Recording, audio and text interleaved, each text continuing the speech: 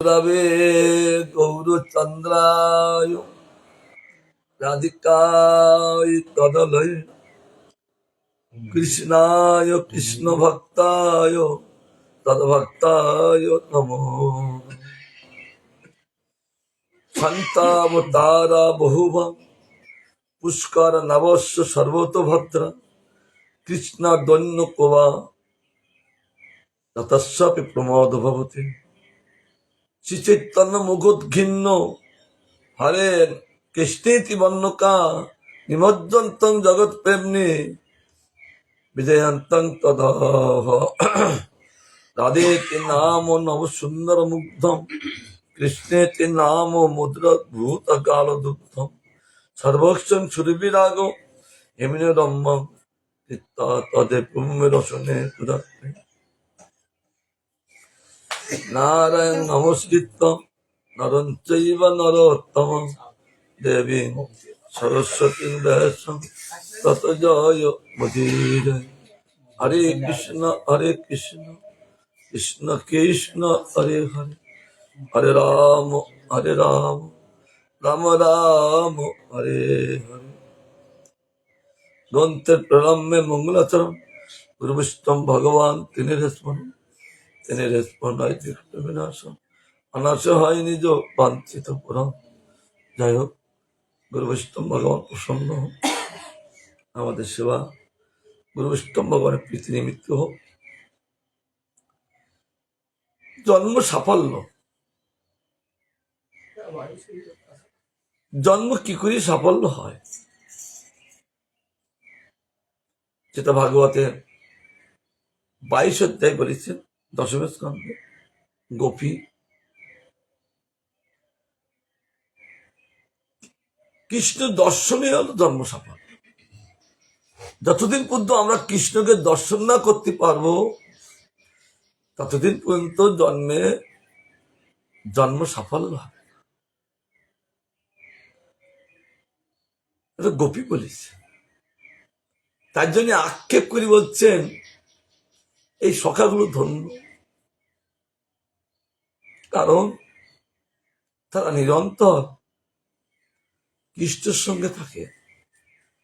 আমরা নিরন্তর থাকতে পারি না, কারণ আমাদের বাধা আছে।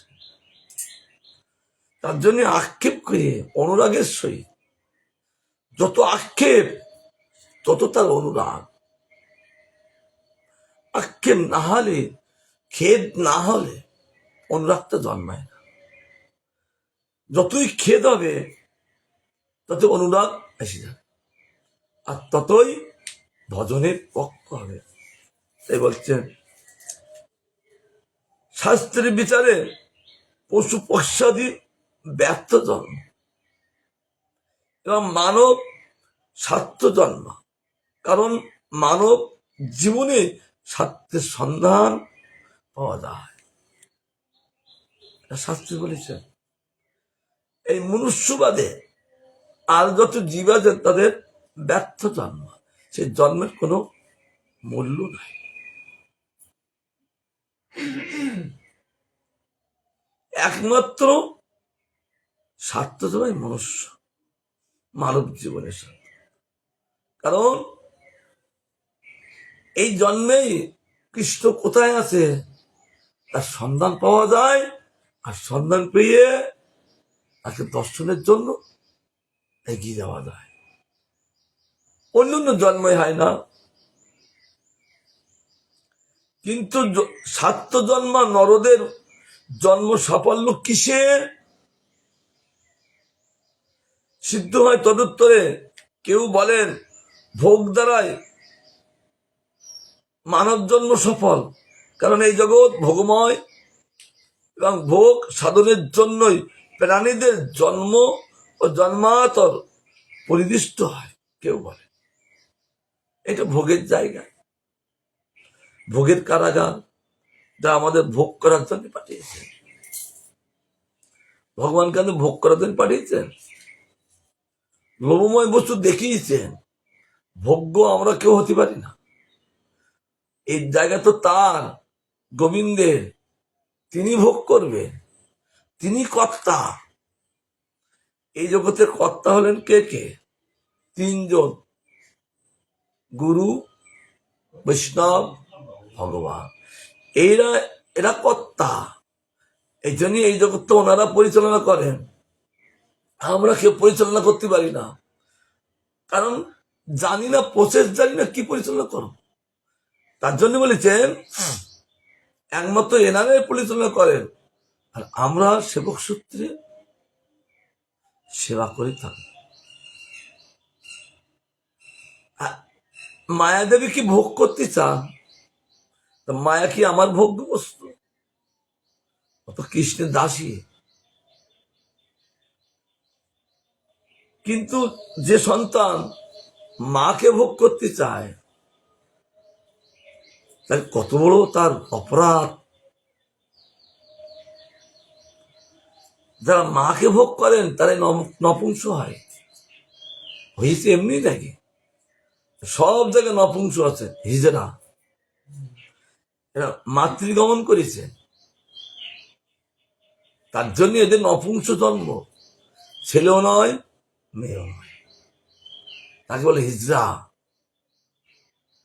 ওরা মপাপি।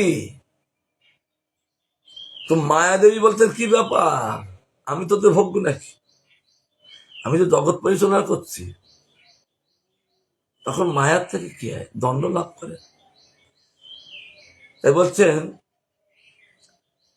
এমন ভ্রান্ত ধারণাযুক্ত ভোগের দ্বারাই যদি জন্ম সাফল্য সিদ্ধ হয়, তবে ভোগী পশুদেরও জন্ম সাফল্য মানিতে হয়। মানুষ কখনো ভোগী না। মানুষ কি ভগবান সৃষ্টি করেছেন তার ভজন করার জন্য। আর যত প্রাণী আছেন তারা সব ভোগী। নিজের ভোগ সাধনের জন্য তারা সারাদিন ছোটে, তাদের তো সাধন বদন নাই। কিন্তু মানুষ ছুটবে কেন? মানুষের যে সরলপাত ফার্স্ট ট্রেনে কি ভিড়, প্রচুর ভিড়। কেন তারা ছুটছেন? কেন? ওই ভোগের জন্য। সে সর্বলা ভগবানের আরাধনা না করিয়ে তারা ছুটছে ওই ভোগের জন্য। কিন্তু ভোগ কখনো সমাপ্ত করতে পারেন না, ভোগ বাড়তে থাকে, অনন্ত ভোগ। কিন্তু ভোগ করিও সে ভোগ করতে পারে না, কারণ সে তো ভোগ্য বস্তু না। তার জন্য বলছে এই যে পশুরা শুধু ভোগ করে, তাই বলে ওরা টাকা পয়সা গোছায় না, ওরা শুধু খাবে। একমাত্র টাকা পয়সা গোছায় এলো মনুষ্য। আর কোন প্রাণী, ভগবানের সৃষ্টি প্রাণীর, তাদের ওই কোথায় রাখবে? তাদের তো ঘর বাড়ি তো কাছে কাছে, তাদের তো ঘর বাড়ি নাই, কিন্তু ভোগ্য বস্তু খুব। সংসার নেই অথচ ভোগ প্রবল, তাদের সিদ্ধ হইতে পারে না, সিদ্ধ হয় না। কারণ কিন্তু পশুদের জন্ম সাফল্য কোথায়? তারা আদৌ ধর্মহীন, দ্বিতীয়ত ব্যর্থ জন্মা। ইন্দ্র থাকা সত্ত্বেও ইন্দ্রাদি অধিপতির সেবা যোগ্যতা নাই। কারণ আমাদের যত ইন্দ্র আছে ওদেরও তাও তো আছে। আমাদের যেমন 10টা আছে ওদেরও 10টা আছে। আমাদের যেমন রাজা আছেন কে? মন। আমাদের যেমন পরিচালনা করছেন ওদেরও করছেন। সকলে সমানভাবে পরিচালনা করছেন ভগবান। কিন্তু করলে তাদের যোগ্যতা নাই, হরিভজনের যোগ্যতা নাই। অপিচ ভোগীদের দুর্গতি দর্শনে তাদের জন্ম সাফল্য মানা যায় না।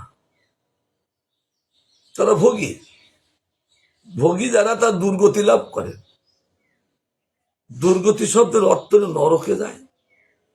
সদ্গতির লক্ষণ হলো তারা গোবিন্দের কাছে যান। তার জন্য তাদের জন্ম সাফল্য নাই। ভোগী তো, ভোগের জন্ম সাফল্য হয়, পুণ্য জন্মাদের জন্ম সাফল্য নাই, ভোগে পুনর্জন্ম হয়। আবর্ম ভূগোলের লোক ওই পাতাল থেকে সত্যলোক পর্যন্ত পুনরাবর্তন হয়, ঘুরতে থাকেন। ভগবান বলছেন মামায় প্রত্যেক কুন্তীয় পুনর্জন্ম না বিদ্যুতে, আমার ভজন করলে তারা পুনর্জন্ম হয় না, গীতাই বলেছে। এদেরকে পুনর্জন্ম হচ্ছে কেন? আবর্ম ভুবনের লোক এসব পুনরাবর্তন জন্ম লাভ করে। পুণ্য জন্মাদের জন্ম সাফল্য নাই।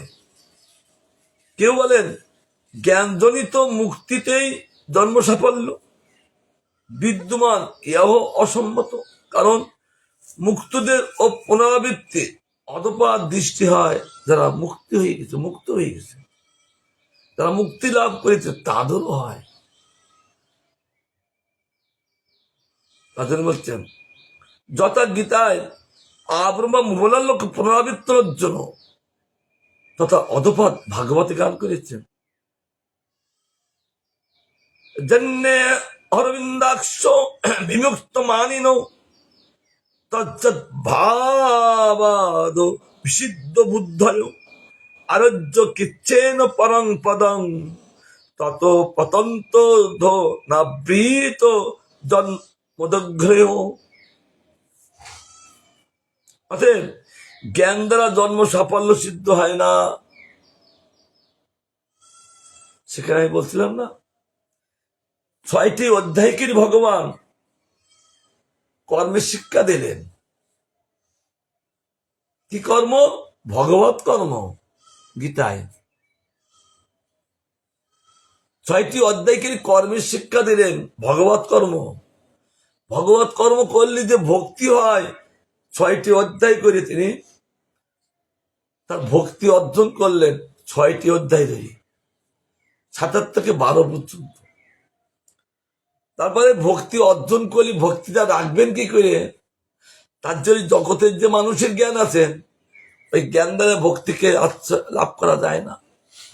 তার জন্য ভগবান আবার 6টাই অধ্যায় করে তিনি নিজে জ্ঞান প্রদান করেছেন।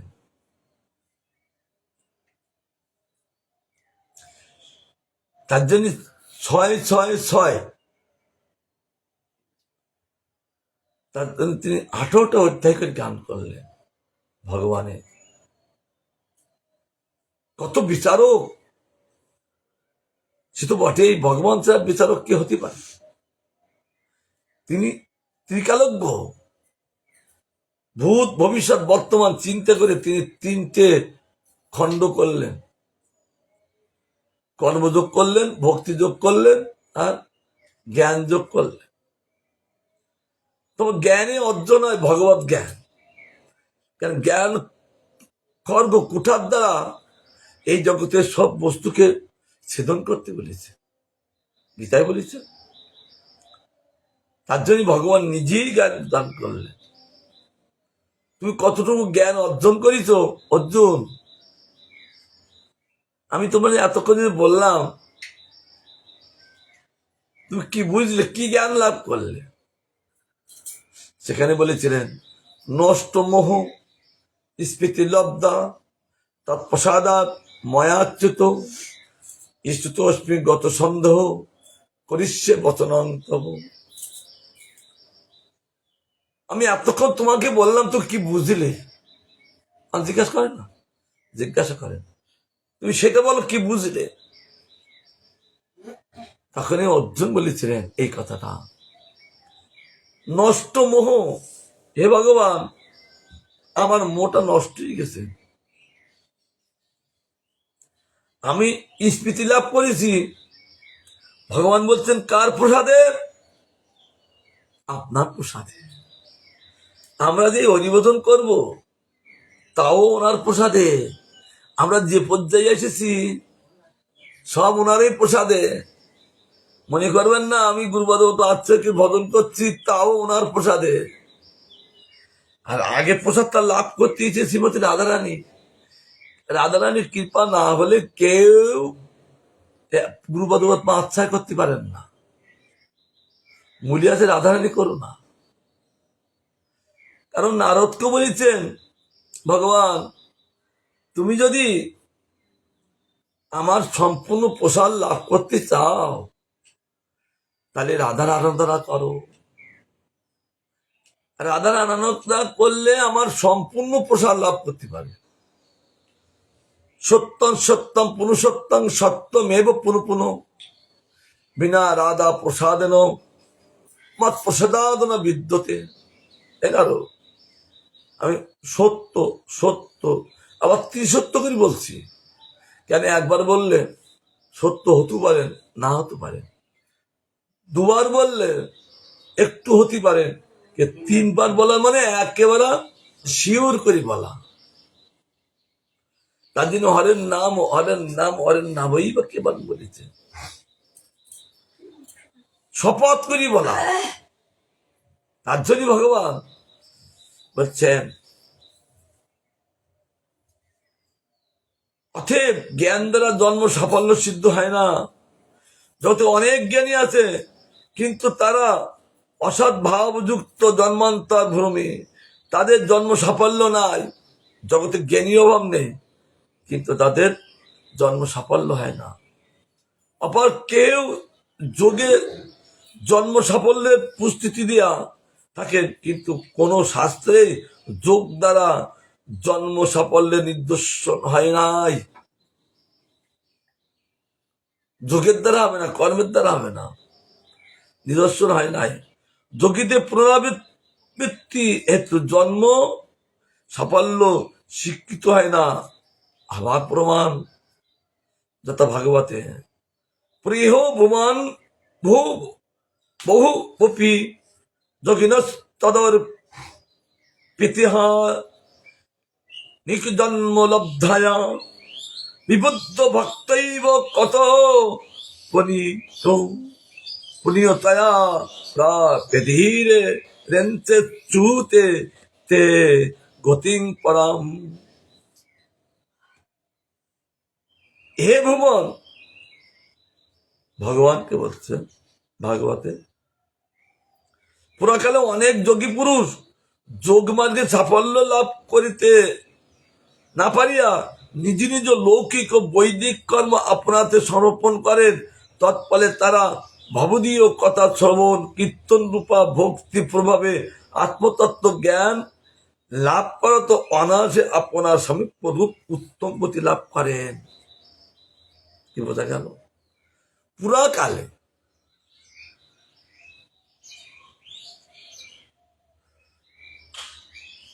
তর্ক বেরিয়েছেন 3 দিনের মধ্যে কে বড়, কে শ্রেষ্ঠ। সব ঋষিরা যদি সিদ্ধান্ত না করতে পারেন, এখন আমরা মানুষ হয়ে কি সিদ্ধান্ত করব? তার জন্য পুরাকালে তারা সব তর্ক করতে লাগলেন। না ব্রহ্মা শ্রেষ্ঠ, শিব শ্রেষ্ঠ, কেউ বলছে বিষ্ণু শ্রেষ্ঠ। কিন্তু ভৃগুকে পাঠাতেন, ভৃগুকে সকলে বিশ্বাস, ভৃগুর মধ্যে সরলতা ছিল। তাকে বলছেন সবাই সিদ্ধান্ত করলেন তাহলে যে আসবেন কে কোন শ্রেষ্ঠ। তার জন্য সকলে একযোগে বললেন এই ভৃগুকে পাঠানো, কেন ওর মিথ্যা বলে না। সব ঋষিরা তাকে বিশ্বাস করতেন, তাকে পাঠালেন। ব্রহ্মার কাছে গেলেন, শিবের কাছে গেলেন, আর কোথায় গেলেন? ভগবানের কাছে গেলেন, আর প্রমাণিত পেলেন। তার জন্য তিনি এসে বললেন ব্রহ্মা বিষ্ণু তারা আরাধ্য না, আরাধ্য হলেন ভগবান শ্রীকৃষ্ণ। এই যখন বললেন তারা একযোগে মেনে নিয়েছিলেন। সংক্ষেপে বলছি, তারা একযোগে মেনে নিয়েছিলেন। আর সেই কথা মেনে নিয়ে আত্মজ্ঞান লাভ করলেন, আর সঙ্গে সঙ্গে তারা উত্তম গতি লাভ করে। কারণ উত্তম গতিদাতা একমাত্র ভগবান। তর্কের দ্বারাই তাকে লাভ করা যায় না, সিদ্ধান্ত করা যায় না। সিদ্ধান্ত দেবেন কে? সিদ্ধান্ত সারকে এই গোবিন্দ। তার জন্য তারা তর্ক ফেলি দিয়ে তারা উত্তম গতি লাভ করেন। অপিচ উত্তম জন্মৈশ্বর্য চতুর্শ্রী দ্বারা ও জন্ম সাফল্য নিরস্ত, কারণ তাতে বৈগুণ্য বর্তমান। আমার অমুক কলি জন্ম, ব্রাহ্মণ কলি জন্ম, আমার অনেক যোগ্যতা, আমার অনেক সম্পদ, এতে কি হয়? জন্ম সাফল্য নিরস্ত, পতনেই যা। বৈগুণ্য বর্তমান দোষ, ওদেরকে সব নিন্দা করতে থাকে। আমার মতন ধনী কে আছেন এ বলতে থাকেন।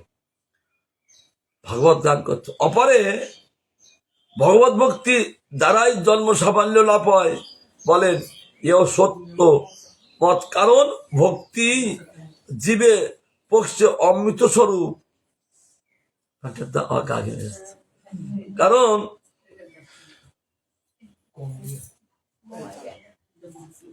কারণ বলছেন ভক্তি জীবের পক্ষে অমৃত স্বরূপ। অমৃত লাভ কর্মে কি? ভক্তির দ্বারা।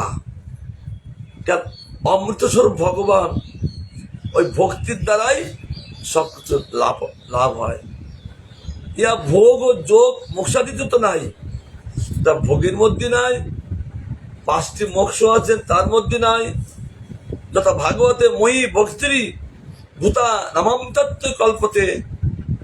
আমাদের ভক্তি ভূতগণের পক্ষে অমৃতত্ব সাধক। তা আমারই ভক্তি লাভ করবেন মানুষ মাত্রই তারা অমৃতত্ব লাভ করে।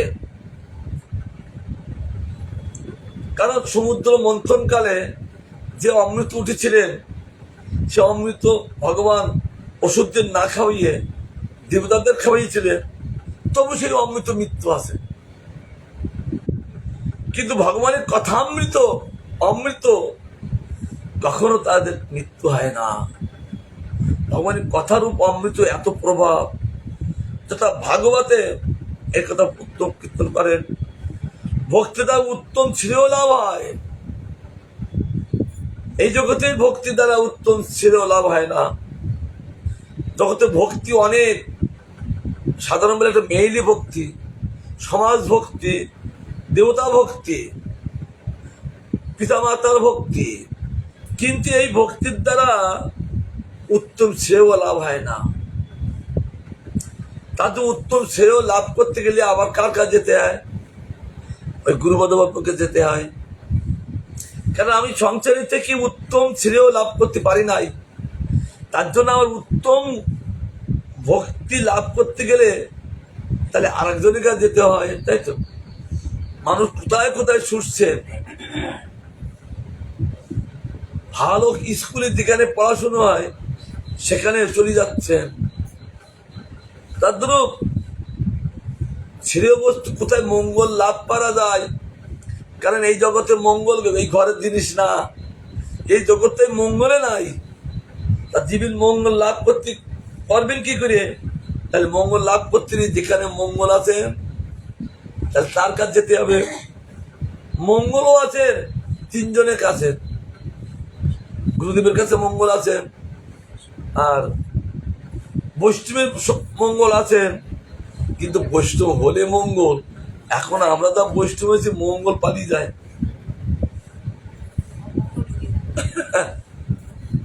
কারণ আমরা সাদা বৈষ্ণব, তো আগে বৈষ্ণব হতে হবে, সেজো না প্রকৃত বৈষ্ণব হও,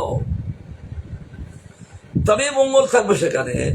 আর তাদের কাছে যারা যাবে তারাও মঙ্গল লাভ করবে, তাছাড়া মঙ্গল লাভ করতে পারবেন না। তাই বলছেন একমাত্র ছেড়েও থাকবে মঙ্গল।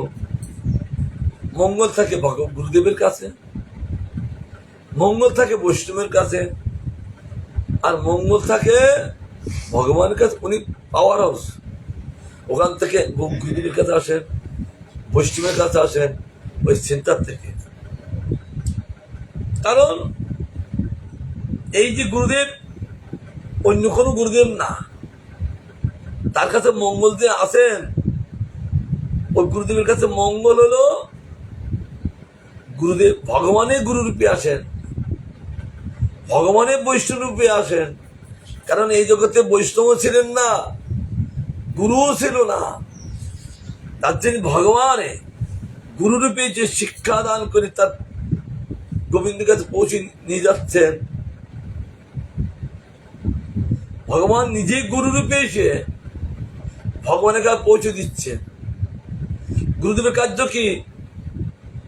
গুরুদেবের আমাদের ভক্তিদা বলদেব গোস্বামী গান করেছেন, জীবন কুসুম করিয়া অর্পণ, অর্পণ করিল জীবনে। যখনই একটা জীবন কুসুম যখন গুরুদেবের কাছে দেওয়া হচ্ছে, গুরুদেব আমি সেবায় লাগা, কেন আমি নিজে নিজে সেবা করতে পারি না? প্রত্যেকটা একটা জীবন কুসুম। এই যত কুসুম ফুল, এই যত ফুল দিয়ে পূজা হতেও পারে, না হতে পারে, কিন্তু আর একটা ফুলই প্রয়োজন। সেই ফুলটা কি? ভগবান বলছে তোমার ফুল দিয়ে পূজা করো, তবে আমি প্রকৃত পূজা গ্রহণ করবো। ওই বসে ঘুমা দিতে হবে না, তার পূজা দেওয়া হবে না। কি এইগুলো নয়। এখানে বসেছি মানে এই ফুলটা গোবিন্দের সেবায় লাগানো, প্রত্যেকের জীবনে একটা কুসুম। তার জন্য ওই ফুলটা ডাইরেক্ট আমি গোবিন্দের সেবায় লাগাতে পারি না। তার জন্য এই জীবন কুসুম গুরুদেবের কাছে তুলে দিতে হয়। গুরুদেব এই কুসুম রাখেন না, বলে এতগুলো পুষ্প, ওই এক একজন পুষ্পকে একটা একটা শিষ্য, একটা একটা পুষ্প। ও বন্ধু, ভালো বিষয়। ঘুমিয়ে পড়লে কান চলে যাবে, আর কান চলে গেলে দান চলে যাবে। কারণ পাঠে হয়েছে গোবিন্দের কথা না শুনে যদি ঘুমিয়ে পড়া দোষ। এই জন্য ঘুমালেই দোষ। কারণ এখানে বসেছি আমরা বাড়ির থেকে হরিকথা শোনাচ্ছ, কিন্তু এখানে বসে যদি বাড়ি বসে ঘুমাও, এখানে ঘুম আসছেন কেন? তাহলে দোষ আছে। তাই ঘুম তো আসার কথা নয়, তাহলে আসছেন কেন? আসার কথা ঘুমের জন্য ভগবান এই এত বড় রাত করেছেন।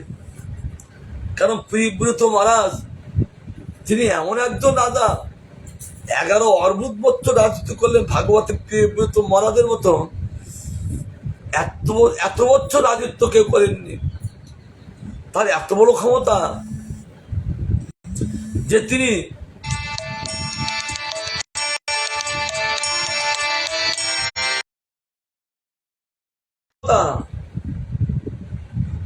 যে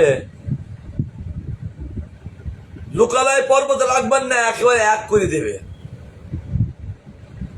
করতে গিয়েছিলেন, রথের চাকায় চলতে লাগলেন।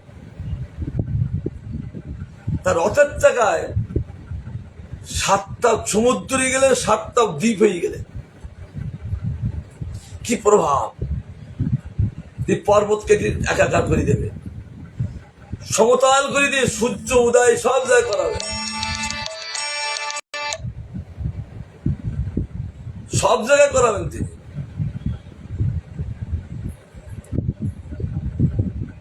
ঠিক আছে, সব জায়গায় করাবেন। কিন্তু ব্রহ্মাইশী বলছেন না, না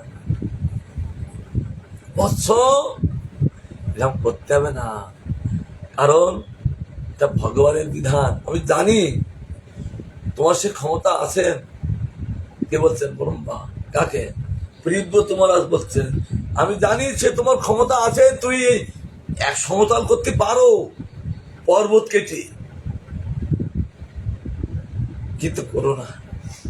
কারণ মানুষের ঘুমের প্রয়োজন আছে, আর সবসময় কি পরিশ্রম করতে পারবেন? পারবেন না। এই দেখো 1 ঘন্টা কাল তো দেখলাম কাজ করতে করতে কতবার বসছে তার ঠিক নেই। বিশ্রাম করতেন কেন? একটা না কষ্টই যায়, তাই তো? কাল দেখলাম তো তোমার তা মাঝে মাঝে বসে আবার একটু কাজ করছেন।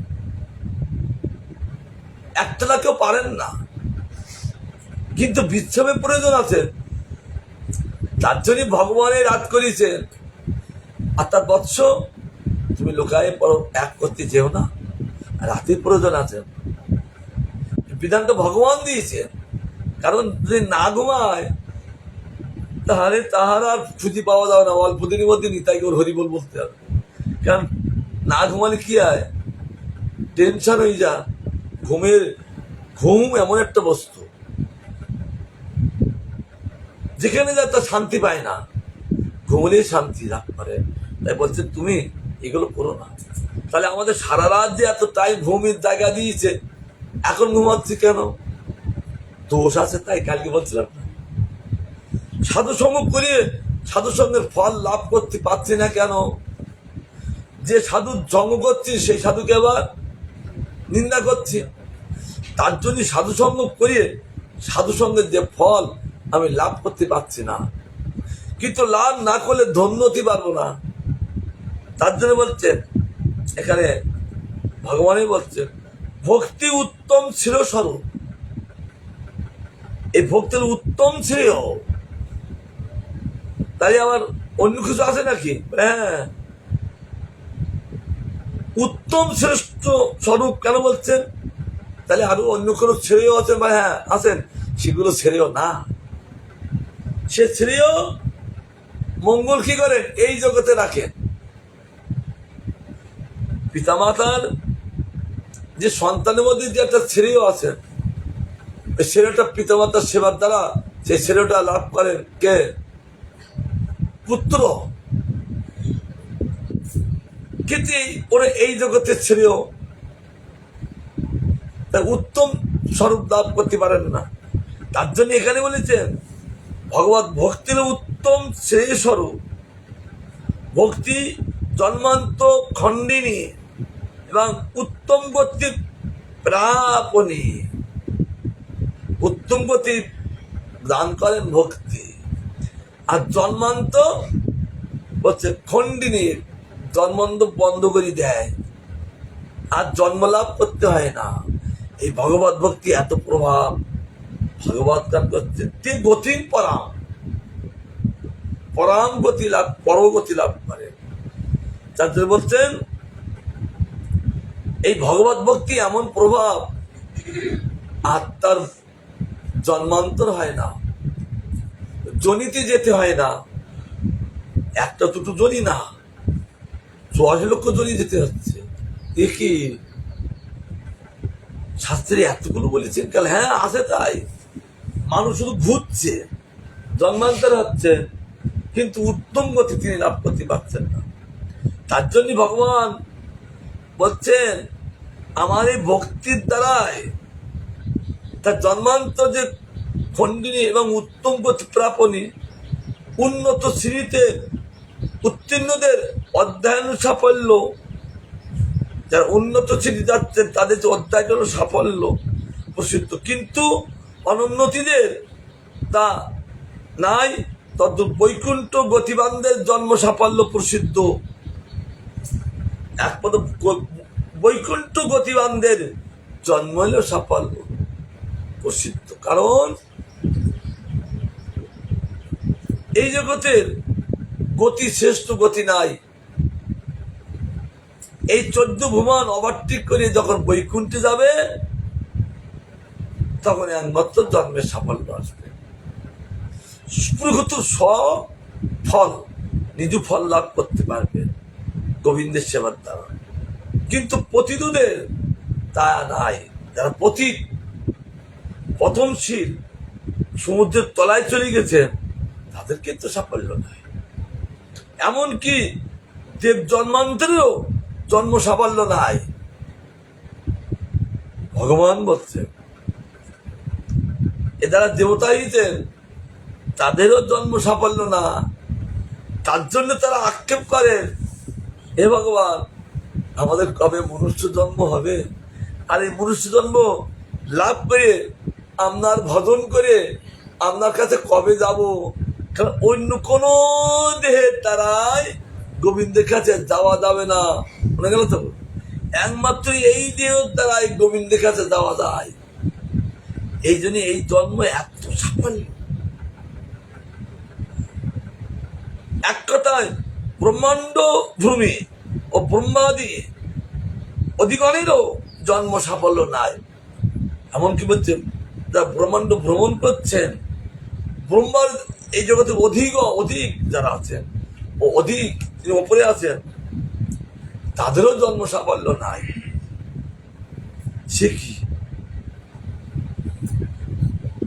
যারা এই জগতে কার্য করছে তাদের জন্ম সাফল্য নাই বলে না,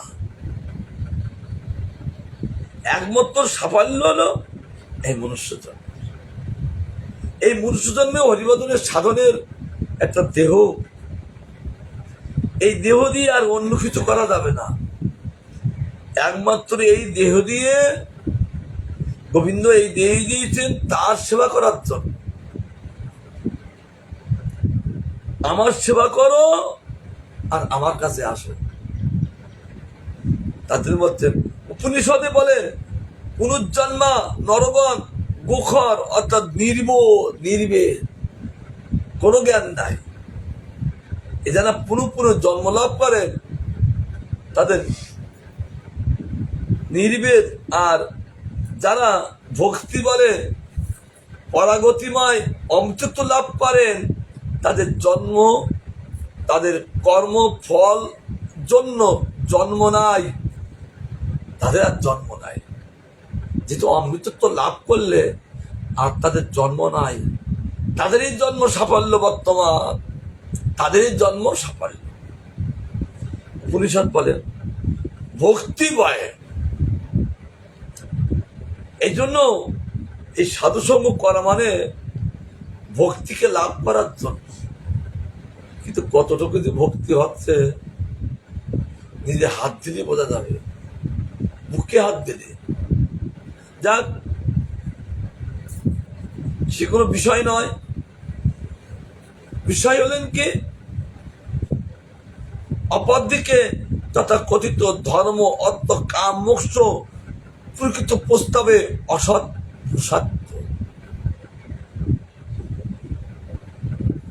ভগবত ভক্ত তাহলে এই যে চারটে ধর্ম অর্থ কাম মোক্ষ, এটা চতুর্ধর্ম, তো অসৎ, এটা পুরুষত্ব না, প্রকৃতি পুরুষদের প্রকৃত অর্থ না। তার জন্যে শ্রীমান মহাপুরুষ কলিযুগে এসে বলে না, এসব পুরুষত্ব বঞ্চনা করে, জীবকে পুনরাবৃত্তন করে, জন্ম দেয়। তার জন্য মহাপ্রভু এসে বলছেন না, এটা প্রকৃত পুরুষত্ব না, একমাত্র পুরুষত্ব কি কৃষ্ণ প্রেম, একমাত্র পুরুষত্ব। যতক্ষণ মতো কৃষ্ণ প্রেম না লাভে ততক্ষণ কিন্তু প্রকৃত পুরুষত্ব হবে না। তাই বলছেন তাতে আছে আত্মবঞ্চনা, জন্মান্তর অধপাত। এই ধর্মত্ব কাম মোক্ষ এই চারটির মধ্যে আছে আত্মবঞ্চনা। বঞ্চনা শব্দের অর্থ হলো নিজেই তার শরীরটাকে নষ্ট করে দেয়, গোবিন্দের ভজন না করে অন্য কাউকে ভজন করে, আর তাতে অধপথ লাভ করে, উত্তম গতি লাভ করতে পারে না। কিন্তু ভগবত ভক্তি সৎপুরুষত্ব, ভগবত ভক্তি করলে প্রকৃত পুরুষত্ব, প্রকৃত পুরুষের অর্থ। তাতে সর্বসাফল্য বিদ্যমান। কত ভাষা দিচ্ছে দেখছেন, তাতে সর্বসাফল্য বিদ্যমান দেখা যাচ্ছে। যত প্রকার সাফল্য আছে মঙ্গল তাতে বিদ্যমান। তাই সার্বজনীন শ্রেয়পদ সকলের, সার্বজনীন সকলের। যেমন সার্বজনীন কি বলে, দুর্গা দেবীর পূজায় এলো ছিল, অন্য জায়গায় কোনো লেখা নেই, কিন্তু একমাত্র দুর্গার সম্বন্ধে লেখা নেই। তাও বলছেন এই প্রকৃত ছেড়েও না, একমাত্র ছেড়ে হলেন ভগবত ভক্তি হলো সকলের সার্বজনীন শ্রেয়। সমুচি মাত্রই এই ভগবত ভক্তি লাভ করার দরকার। যদি এই ভগবত ভক্তি না লাভ করেন তাহলে তার ছেড়েও পন্থা আসবেন না। মৌষধি যেরূপ সর্বযোগ নাসিকা ও স্বাস্থ্য সম্পাদিকা, তদ্দ ভগবত ভক্তি মায়া মুক্তি স্বরূপ সিদ্ধিদায়িকা। মায়ার থেকে মুক্তি লাভ করবেন কি করে? তার জন্য বলছেন ভগবত ভক্তি হলেন মায়া মুক্তি কে স্বরূপ সিদ্ধি দায়িকা। যারা মায়া মুক্তি হয়েছেন তারাই একমাত্র স্বরূপ সিদ্ধি দায়িকা হয়েছেন, তারাই প্রকৃত স্বরূপী আছেন। আমরা যদি আমরা সাধুই না কেন এখনো স্বরূপী আসেনি, এখনো বিরূপী আছে। আর বিরূপে আছি বলে একে অপরের নিন্দা হয়। যখনই স্বরূপে পৌঁছে যাব তখন একে অপরের নিন্দা আসবে না। কবি যে স্বরূপে পৌঁছতে জানি না, দোষগুলো গেলেই স্বরূপে পৌঁছে যাও, কিন্তু দোষগুলো তো যেতেই চায় না। কেন মেন দোষী করে তো আমাদের 6 জন ভিতরে আছে। কাল বলছিলাম কি আমাদের 9 জনের কাছে যেতে গেলে 6 জন বাধা দেয়। কাল বলছিলাম না 6 জনকে কে? কাম, ক্রোধ, লোভ, মোহ, মদমাৎসর্য। কালকে এই ওটা বলছিলাম, এরা তো বাধা দেয়, ওই 9 জনের কাছে যেতে দেয় না। আবার 9 জনের কাছে গেলে তারা বললে তোমার 4টি লক্ষণ কোথায়? তাই তো ঘুমিয়ে পড়ছো? আচ্ছা ঘুমিয়ে পড়ছে, সজাগ নেই, সজাগ না তাহলে হয়নি। স্বতঃস্ফূর্তি হরি কথা শুনতে হয়, সব মোবাইল সব দেখে, সব কত লোক দেখছে না। তোমার তাই বলছে ঘুমিয়ে, প্র্যাকটিক্যালে ঘুমিয়ে পড়ছে। কারণ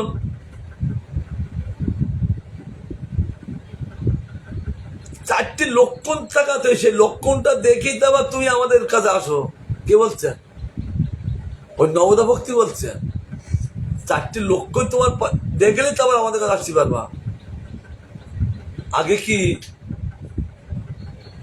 দৈন্য দেয় অন্যমান প্রতিষ্ঠা বর্জন, এই 4টি গুণী হও, করো কীর্তন করে আমাদের কাছে আসো। আগে দৈন্য থাকা দরকার, দয়া থাকা দরকার, অন্যকে মান থাকা দরকার, আর প্রতিষ্ঠা বর্জন করো। এই 4টি লক্ষণ অর্জন করো। প্রতিষ্ঠা বর্জন করলে আমাদের কাছে আসতে পারবে। তবে প্রকৃত আমাদেরকে আরাধনা করে তোমরা গোবিন্দের কাছে যেতে পারবে। কারণ এক এক ভক্ত এক একজন যাদন করে ভগবানের কাছে গিয়েছে, তাই না? এক এক ভক্ত। আর এমন একজন ভক্ত আছেন তিনি একাই নবদা ভক্তি যাদন করেছেন। সেটাকে একাই, কত বড় হচ্ছে ভক্ত অম্বরীশ মহারাজ, একাই নবদা ভক্তি যাদন করেছেন। এক এক ভক্ত একটা যাদন করে তারা ভগবানকে লাভ করেছেন। আর একাই নবদা ভক্তি যাদন করেছেন অম্বরীশ মহারাজ ভাগবতে। যে কত বড় ভক্ত! তার জন্যে তার কোনো বিপদ যেন না হয়, তার জন্য ভগবান নিজের চক্র ওখানে রেখে দিলে, চক্র তুমি এখানে থাকো, এখানে ভক্তদের জন্য কোনো অনিষ্ট না হয়, তুমি রক্ষা করবে। তার জন্য ওই চক্রের যখন ভগবানের কাছে থাকেন তখন ওই চক্রের নাম কি? আর যখন বৈষ্ণবের কাছে থাকেন ওই চক্র নাম পাল্টে যায় বৈষ্ণব চক্র। আর ভগবানের হাতে যখন থাকেন সুদর্শন চক্র, সুদর্শনে ভালো মঙ্গল দান করেন।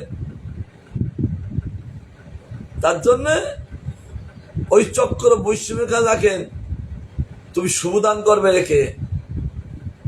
অমঙ্গল কেটে দেবে, এনাকে শুভদান করবে। তার জন্য বৈষ্ণব চক্র। তাই বলছেন, তাহলে আমি 4টি লক্ষণগুলো লাভ করতে গেলে আবার একজন কাছে যেতে হয়। কার কাছে? ভক্তিমঠ ঠাকুর গান করেছেন, শুদ্ধ ভক্ত চরণ রেণু ভজনই অনুকূল। যিনি শুদ্ধ ভক্ত, যিনি ভজন অনুকূলী অবস্থান করছেন, তার কাছে গেলে আমার এই 4টে লক্ষণগুলো আমার মধ্যে আসবে। যে তিনি 4টে লক্ষণে লক্ষিতই আছেন, তার মধ্যে দৈন্য আছেন, দয়া আছেন, অন্যকে মান দিতে পারেন, আর প্রতিষ্ঠা বর্জন হতে পারেন। তার জন্য শুদ্ধ ভক্তর কাছে যেতে হবে। কিন্তু কি করে শুদ্ধ ভক্ত পাবো? আমার কাছে এই শুদ্ধ ভক্ত আসবেন কি করে? তার জন্য ভগবানকে বলতে হবে। ভগবানের ইচ্ছা না হলে শুদ্ধ ভক্ত লাভ করা যায় না। তার জন্য বলছে শুদ্ধ ভক্ত লাভ করতে গেলে ভগবানের করুণাই দরকার।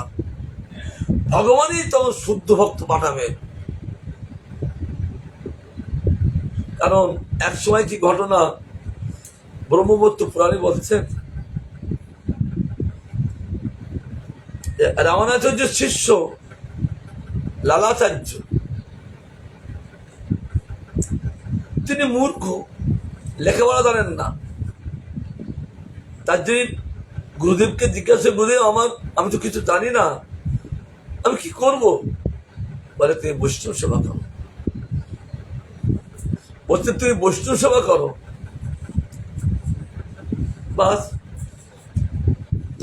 গুরুদেব বলেছে বৈষ্ণব সেবা। বৈষ্ণব দেখলে কোনো বিচার নয়,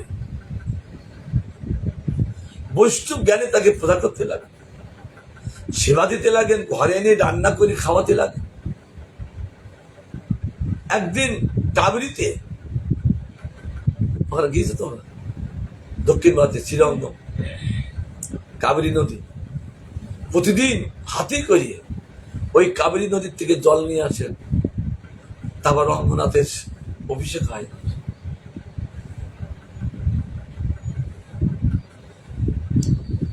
হাতিটার সৌভাগ্যতে ভক্তির সারমণি বলে, আমি এতটুকু আমি ভক্তি লাভ করতে পারি না, হাতিটা এত সেবা করছে। তার জন্য বলছে আমার এই দেহটা নিয়ে লাভ কি? হাতির চরণের তলায় আমি দিয়ে দেবো, সেবায় রঙ্গনাথের সেবায় লাগিয়ে দেবো। তিনি শুয়ে আছেন, এমন সময় রঙ্গনাথের পূজারীরা ওই হাতেই করে তারা জল আনতে যাচ্ছেন কাবেরীতে, বেশ 1 কিলোমিটার দূরে। আর ভক্তিসারের মুনি এই পথে তিনি শুয়ে আছেন। তার অন্তরে ইচ্ছা কি, হাতি আমার মধ্যে চলে যাক, এই দেহটা রঙ্গনাথের সেবায় লাগুক। ওই হাতির তলায় যাওয়া মানে রঙ্গনাথের সেবা। তখন তিনি শুয়ে আছেন। আর এদিকে কি ঘটনা হলেন, এই সরে দাও সরে দাও, সরছেন না। একজন অবজ্ঞা ভরে তাকে হাত দিয়ে সরিয়ে দিয়েছিলেন। চলে গেলেন কাবেরী জল আনতে, কাবেরী জল নিয়ে এসছেন, এদিকে রঙ্গনাথের কপাট বন্ধ হয়ে গেল। বৈষ্ণব যেন অপরাধ করলে তার ভগবান তার পূজা নেয় না। কি হলো কি হলো? হে পূজারী,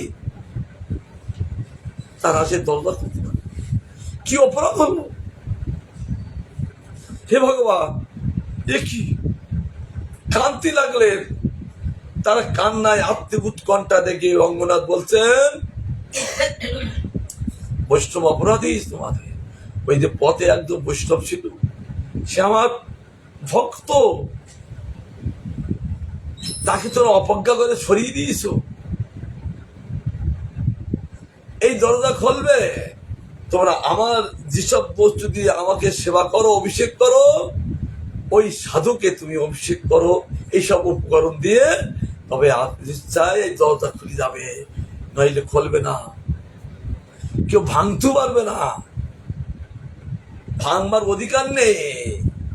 যে ভাঙতে আসবে সে উল্টি পড়ি মরি যাবে। ওই রঙ্গনাথ তো স্বয়ং ভগবান, ওই শ্রীরঙ্গমে ওইখানে, ওইটা হলো বৈকুণ্ঠ। তার জন্য ভগবান আদেশ করলেন সেই ভক্তিসার মণিকে আবার সুন্দর করে পূজা করলেন। তারপরে তিনি সন্তুষ্ট হয়ে গেলেন। আবার সঙ্গে সঙ্গে রঙ্গনাথের দরজা খুলে গেল। কি শিক্ষা দিলেন কে? ভগবান। তোমরা যতই আমার সেবক হও না কেন, মনে করো না তোমরা আমার সেবক। তোমরা যে সেবক হইছ সকলকে সম্মান দাও, কারো ঘৃণা করো না। এরা গুরুমাত বলেছেন ওই ব্যর্থ জন্ম বলে তাদেরকে ঘৃণা করো না। ওইসব জন্ম আমরা একদিন ছিলাম, ওই কুকুর একজন ছিলাম, ওই পক্ষীও ছিলাম। তার জন্য তাদের দেখে উপবাস করো না, তাদের দিকে হরিনাম করবা। তার জন্য জগন্নাথ শিক্ষা দিলেন, মহা ভুল হয়ে গেছে তোমাদের, তার জন্যে তোমাদের এই দশা। এদিকে লালাচার্য তিনি কাবরিতে স্নান করতে গেছিলেন। আর যখন স্নান করতে গিয়েছিলেন তখন দেখতে একটা মরা ভেসে যাচ্ছে। দেখছেন তার দাদার সঙ্গে তিলক, বলছে বৈষ্ণব। তখন সাঁতার কেটে ওই বৈষ্ণবকে নিয়ে এসে তাকে সৎকার করলেন, পড়ালেন। বৈষ্ণব সেবার ব্যবস্থা, বৈষ্ণব সেবা করলে কি হয় দেখো, তাই শাস্ত্রের প্রমাণ দিয়ে বলেছে। স্বর্গের ঘন্টা বাজে, বাজে না দ্রৌপদী তারা দেখিয়েছেন ভগবান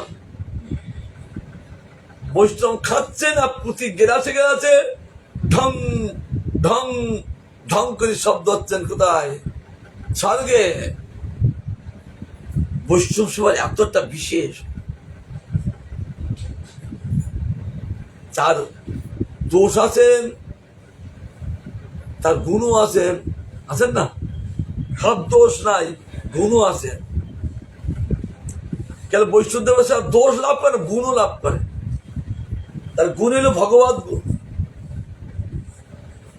এইবার নিমন্ত্রণ করলেন, কাবৃত ব্রাহ্মণ ভরা শ্রীরঙ্গমে, সব ব্রাহ্মণদের নিমন্ত্রণ করলেন। কিন্তু তারা বলছে আমরা কেউ যাব না, কারণ কোন জাতিটা ঠিক নেই। তিলকমালা দেখলে কি বৈষ্ণব? এই দেখো ভেদ করল। বৈষ্ণব কি জাতি বুদ্ধি হয় নাকি? বৈষ্ণব বৈষ্ণব, সে ডোম হোক আর মেতর হোক আর চন্ডাল হোক, বৈষ্ণব বৈষ্ণব। আবার ওই বিচার করছেন কেন? এই বিচার করতে দিয়ে কিরকম ঠকি যাবে দেখবি। প্রায় 228 লাখ লোকের নেমন্তন্ন করলেন কাবিরের ব্রাহ্মণদের। কেন? প্রচুর ব্রাহ্মণ ওখানে ওই শ্রীরঙ্গনে। কিন্তু একটা বৈষ্ণব রান্না করে ঠাকুরকে ভোগ দিয়ে বসে আছেন, একটা বৈষ্ণব আসছেন না। চিন্তা করলেন আমি যে বৈষ্ণব সেবা ধরে রান্না করলাম, একটা বৈষ্ণব আসছেন না। গুরুদেব বলেছে তুমি বৈষ্ণব সেবা করো। আমি তো এই বৈষ্ণব সেবা করছি, এই বৈষ্ণবকে সৎকার করে তার উদ্দেশ্যে বৈষ্ণব সেবা দিচ্ছি, কিন্তু একটা বৈষ্ণব আসছেন না। কারণ ওখানকার বৈষ্ণব নাকশিকটুনি বৈষ্ণব, নাকশিকটুনি বোঝো তো, বিচার করে খুব ওই কোন জাতীয় বৈষ্ণব, আমি শ্রেষ্ঠ বৈষ্ণব, আমি ছোট বৈষ্ণবকে যাবো কেন?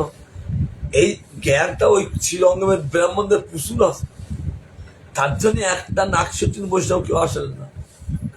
এবার লালাচার্য তিনি গুরুদেবের কাছে গেলেন, বলছেন গুরুদেব আপনি বললেন বৈষ্ণব সেবার জন্য আমি এই ব্যবস্থা করলাম, কিন্তু একটা বৈষ্ণব আসছেন না। রামানুজ তো ওখানে ভজন করেন শ্রীরঙ্গমে, এখনো সমাধি আছেন ওনার এই সমাধি। তিনি বললেন তুমি বৈষ্ণব সেবার জন্য রান্না করেছ তো, ঠিক আছে চিন্তা করো না, যথাসময় বৈষ্ণব এসে যাবে। কি বললেন? যথাসময় এই বৈষ্ণব এসে যাবে, কোনো চিন্তা করো না। তিনি বলি হরিনাম করো, হরিনাম করতে লাগলেন।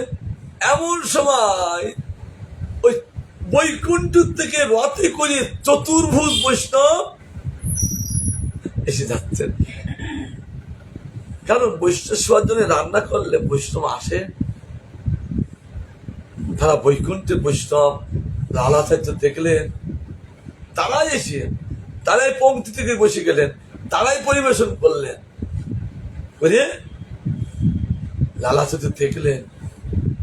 আবার তারা যে বৈকুণ্ঠ বৈষ্ণব ওই আসছেন, ওই ব্রাহ্মণগণকে দেখলে হায় এই যে আমি একটা লালাকে আমরা সাধারণ বৈষ্ণব মনে করলাম, আর যে যাকে পড়িয়েছেন একটা কি জাতি বললাম, এখন আমরা যাইনি। আর সেই বৈকুণ্ঠ বৈষ্ণব হচ্ছে চতুর্ভুজ বৈষ্ণব, আর তাদের তেজ কি প্রচন্ড তেজ। তাদের দেখে তাদের দিব্য জ্ঞানে উদয় হয় না, আমরা লালাচার্য অপরাধ করেছি। আবার তারা ওই নিজেদের পরিবেশন করে নিজেরাই প্রসাদ পেয়ে আবার তারা আবার রথে করে আবার চলে গেলেন। এইবার সে শ্রীরঙ্গের ব্রাহ্মণগণ এসে বলছেন, লালাচার্য আমরা তোমার চিনতে পারি না, আমাদের অপরাধ হয়েছে।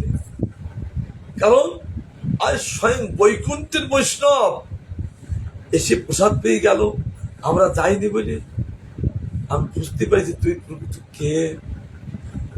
তারা লালাচার্য বলছেন, আপনারা আসেননি ভালো হয়েছে, তাহলে আমি বৈকুণ্ঠ বৈষ্ণব দেখতে পেতাম না। যেহেতু আপনারা আসেননি ভালো হয়েছে, দোষ দেখেন না।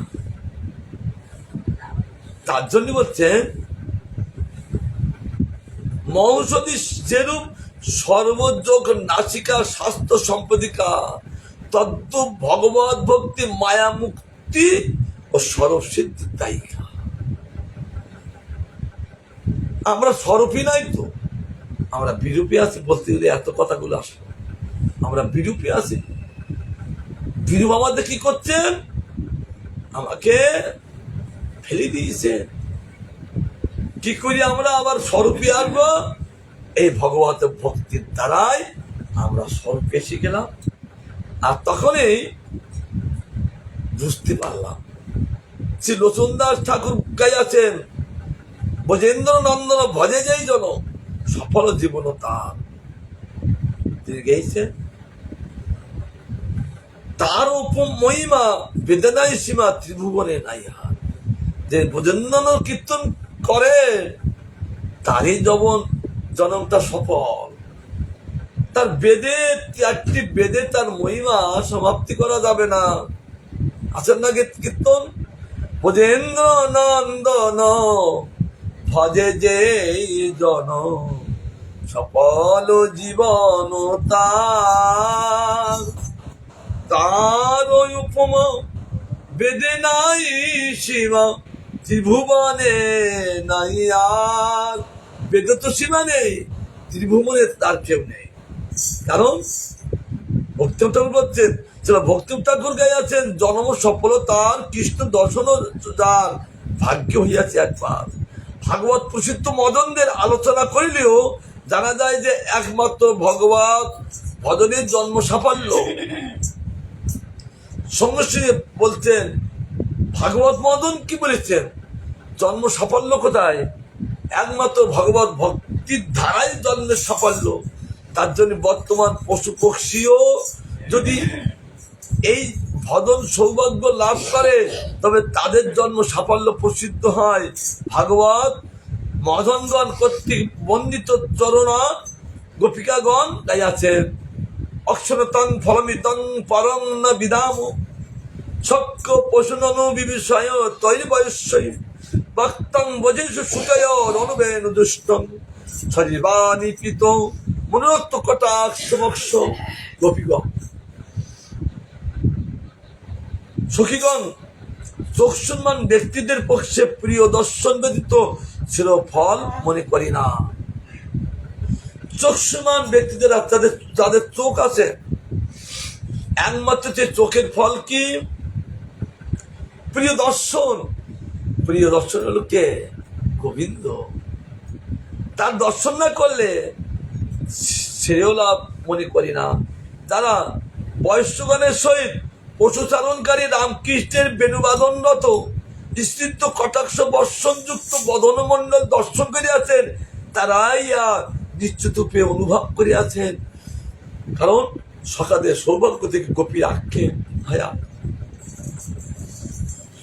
এটা লাভ কারণ তারা নিরন্তর গোবিন্দের মুখমন্ত্রী পান করেন, আর আমাদের পান করতে বাধা আসে। একমাত্র ভগবত জনের জন্ম সাফল্য বর্তমান। তাদের বলছেন